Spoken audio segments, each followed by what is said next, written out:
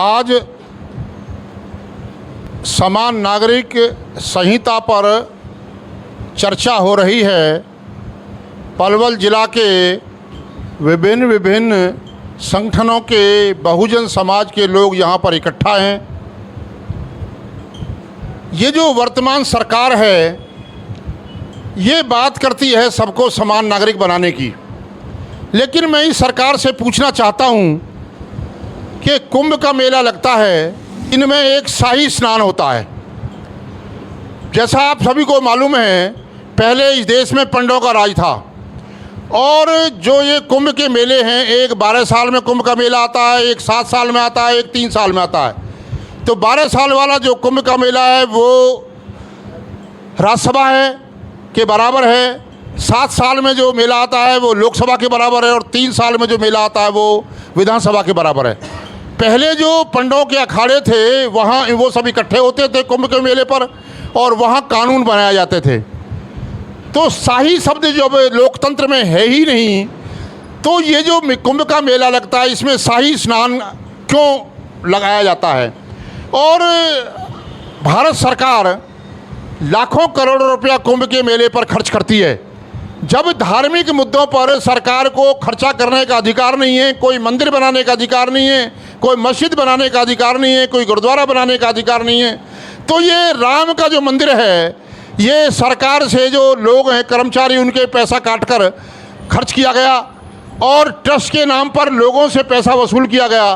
तो मैं ये कहना चाहता हूँ कि जब ये समान नागरिक की बात करते हैं तो जो व्यक्ति अगर मान लो कोई किसी धर्म में है और उस धर्म में उसको गलत बातें महसूस हो रही हैं और वो दूसरे धर्म में जाना चाहता है, तो ये जो बीजेपी की सरकार है स्टेटों के माध्यम से धर्म विरोधी कानून लाकर हिंदू जो लोग ये मानते हैं, जो हिंदू हैं, वो अगर मुसलमान में जाते हैं तो मुसलमानों से रोकने का इन्होंने क्यों कानून बनाया हुआ है? यानी जो आर्टिकल 25 है मौलिक अधिकार है उनको हनन करने का मामला है।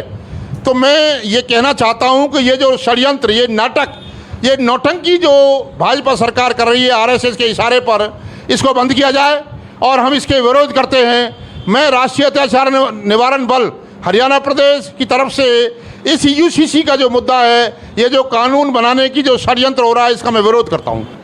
आज आप लोग सभी विभिन्न संगठनों से यहाँ पर यूसीसी के मुद्दे पर चर्चा करने के लिए एकत्रित हुए और काफ़ी लंबे समय से ये चर्चा हो भी रही है।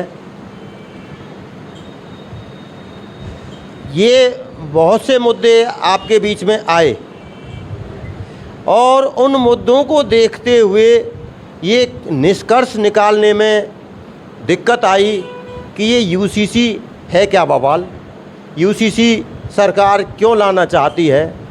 दरअसल ये सरकार का नज़रिया आप लोगों के प्रति ठीक नहीं है। आप लोगों के प्रति ठीक इसलिए नहीं है कि सरकार इसकी आड़ में, क्योंकि सरकार आप लोगों की सरकार नहीं है। आप लोगों को एक बार मुश्किल से मौका मिला और उस मौके पर जब आपको मौका मिला तो आपने अपने हिसाब से काम भी किए। तो ऐसा सिस्टम सेट होना चाहिए कि आप लोगों को पुनः मौका मिले। और वो मौका कब मिलेगा? समस्या हमारी ये कोई थोड़ी छोटी मोटी समस्या नहीं है, पूरे राष्ट्र लेवल की समस्या है। जब राष्ट्र लेवल की समस्या है तो उसको राष्ट्र लेवल का ही संगठन समाप्त कर सकता है और राष्ट्र लेवल के संगठन से हम लोग, बहुत से लोग कन्नी काटते हैं, उसकी तरफ ध्यान नहीं देते हैं। इसीलिए केवल और केवल आज के टाइम में सरकार थोड़ा भयभीत है तो आपके एक ही संगठन से, जो कर्मचारियों का संगठन है, साहब काशीराम ने, दीना भाना जी ने और डीके खापड़ जी ने बनाया था 1973 में। 1973 में बनाया। 5 साल उसको, जैसे बच्चे को लालन पालन करते हैं, 5 साल तक उसका लालन पालन ढंग से किया, उसको समझा, उसके मेरिट्स और डीमेरिट्स समझे, तो 1978 में उसको सामने लाए और सामने लाए। उस संगठन का नाम है वामसेप। इस तरीके से मुद्दा लाकर यहाँ पर गुमराह करने का काम करती है और गुमराह करने का सबसे बड़ा काम मीडिया को सौंपा हुआ है।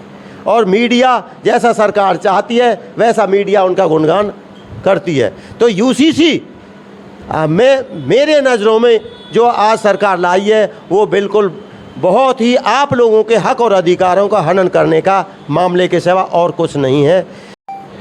प्रबुद्ध साथियों, आज की डिबेट हमारी संपन्न हुई और इसमें था कि मुद्दा UCC uniform civil code. Uniform civil code पे बहुत सारे प्रबुद्ध लोगों ने अपना अपने वक्तव्य दिए, सब ने अपना अपना एनालिसिस किया कि सरकार की क्या मंशा है, क्यों लाना चाहती है। लेकिन किसी ने सरकार बदलने की बात कही, किसी ने मनुस्मृति लागू होने की बात कही, लेकिन इसमें कुछ ऐसा तो है जो लोगों के दिमाग से निकल के आया कि किस किस के अधिकार का हनन हो सकता है। ये तो अभी भविष्य के गर्भ में होगा कि क्योंकि ना तो इसका ड्राफ्ट है हमारे पास, ये बार बार बात हो रही है कि क्या इसमें होगा या क्या नहीं होगा, ये तो अभी भविष्य के गर्भ में है। लेकिन इससे ये आकलन ज़रूर है कि किसी ना किसी को तो इसका नुकसान ज़रूर होगा, किसी ना किसको फ़ायदा होगा। और फ़ायदा नुकसान ये अभी ड्राफ्ट के ऊपर होगा कि भाई किसको फ़ायदा वो देना चाहते हैं, किसको फ़ायदा नहीं देना चाहते। जैसे schedule caste, SC ST minority की जो बात होती है उसके अधिकार तो हमेशा हनन होते ही रहे हैं।